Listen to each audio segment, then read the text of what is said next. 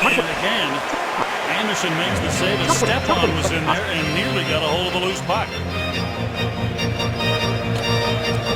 Greg Anderson knows pretty well what the routine is right now. This is one of the areas where Paul McLean would like to see his team improve. It's right at the start. You got a couple of pretty good scoring chances already by the New York Rangers. They've got the only 2 shots on goal so far in this hockey game. And icing is the call. Now time to have a look at our keys to the game. Brought to you by Weiser Spiced. That's spiced up. Good stuff. I already mentioned a little bit about McLean, the coach. Paul, he says they need a better start. You know, they've been outscored in first period during the year. -5 is a total. And for the Rangers, John Tortorella has made it public.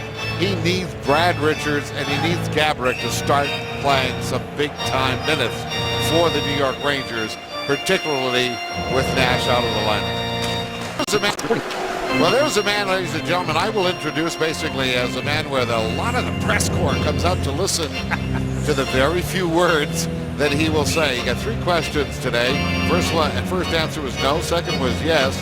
And the other day when he was asked about Nash's injury, he just turned to the media and said, "It's none of your business." Himself will come back outside the Ranger line. Well, again, we talked about in the open about the Paul McLean wanting to get a better start. Everybody's asking, you know, what do you want from your team? And he's always very decisive in the way he does. And, you know, the reason is because you look at the statistics, it's the only period where the Ottawa Senators are out. That was not the kind of thing where they dragged the leg underneath. Kreider, who's seemingly fell over the blue line. You know, I think I know where Alfredsson was on this. He makes a desperate play.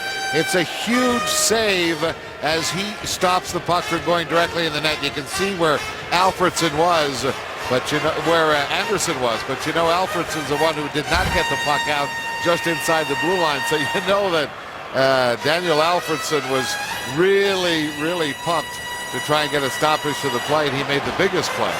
But clearly, he's also been spending a good deal of time with Rick Wamsley, the goaltender. This one that's making the Rangers have a way of going viral. Here's the latest one that's making the rounds. Diehard Rangers fan Adrian Podprika posted this 3-minute video this week of his Brad Richards bobblehead going around the world. As you can see, it made an appearance in Bali, Bangkok, Nepal, and even with that tribe in Papua New Guinea. I asked Richards about it this morning, and somebody emailed him the video last night. He watched the whole thing, and he told me he was actually envious of his own bobblehead.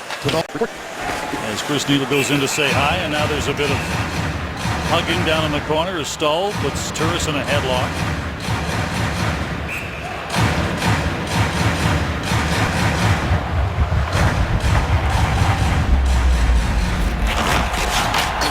Pro Hockey Life, the ultimate hockey megastore.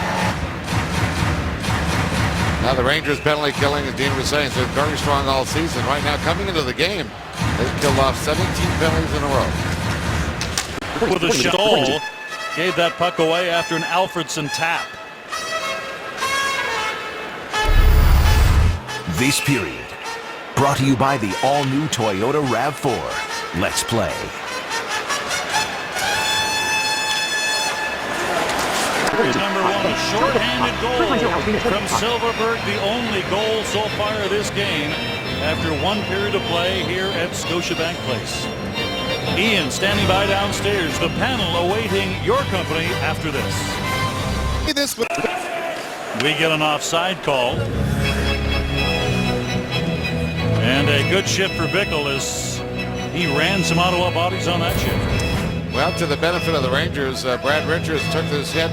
He was slow getting off the ice. Matter of fact, it looked like he sort of lost his wind, but we see him right back on the ice now and came back out for the shift. So, fortunately for the Rangers, one of the key components for this Rangers offense and just about their whole team.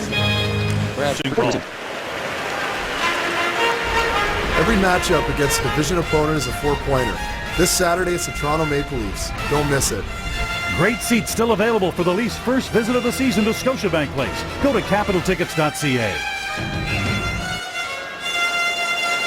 The Senators have really got their tempo and their speed going pretty good. They certainly want to add on the scoreboard to the 1 goal they got, but the one thing that Paul McLean's got to be happy with is how quickly and how well the execution is by the Senators coming out of their zone. Their breakouts have been very good.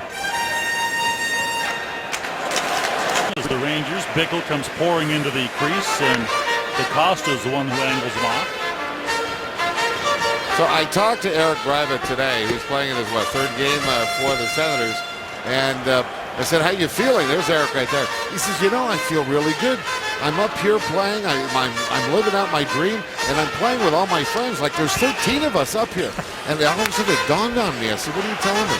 He says, well, there's 13 of us from the bingo team that went on to win the Calder Cup 2 years ago, his rookie season. We'll touch it up for a face-off back down in the New York end. This broadcast presented in high definition by Bell. Watching hockey just got better.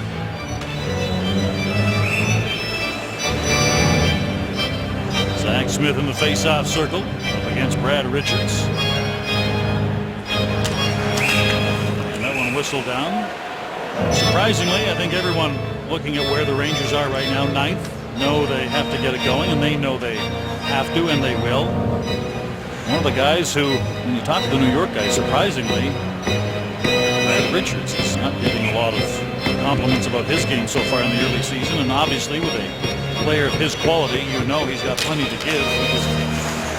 Now we'll do it for the end of period number 2. Rangers will come back with a minute 55 of power play time to open up the third period. Senators with a 1-0 lead after 40 minutes of play. Keane is downstairs, and the panel is awaiting you as Neil is off in the box for boarding after 2 periods of play. Senators last year, Denny, had the 5th fewest number of man games lost to injury with 192. That will not be the case this year as Brian Murray is on the phone, and he's talking. I'm sure he's talking to Binghamton right now. Talking to Tim Murray, probably. Tim is not in the building. Tim acting as general manager of the Binghamton Senators. Luke Richardson and get Leonard ready to go right away.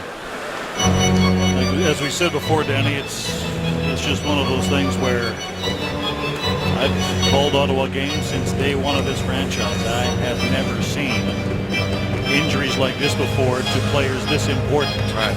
I remember a time where at one point during the season the Senators had 12 players injured and out of the lineup. But not to disparage that particular time and all those particular players who were out at that time, but I've never seen bench and actually gloved by Marty Biron. So they'll then give that puck to a nearby Ranger fan. We talk about injuries. Is one of the concerns certainly going into a shortened 48-game season. And if you take time to go on the website and take a look at the injuries throughout the National Hockey League, you've got a lot of very key players that are out of the lineup on a lot of the teams. And certainly the Ottawa Senators are not spared in this, except that I don't think to the days when you had dynasties. Well, in today's cap era, a dynasty is nearly an impossibility, and probably Chicago is the first one that showed all of us that, in that after they won the Stanley Cup, they basically had to dismantle the team. Listen, John Tortorella has brought a different game plan to this game tonight, and they stuck with it right from the beginning. Talked about his players heading off, end of the shift. See Silfverberg coming on. There you go, Silfverberg in the middle. Condra sees him. Good play.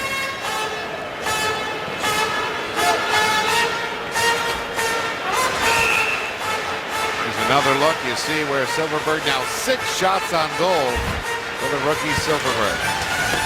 He received word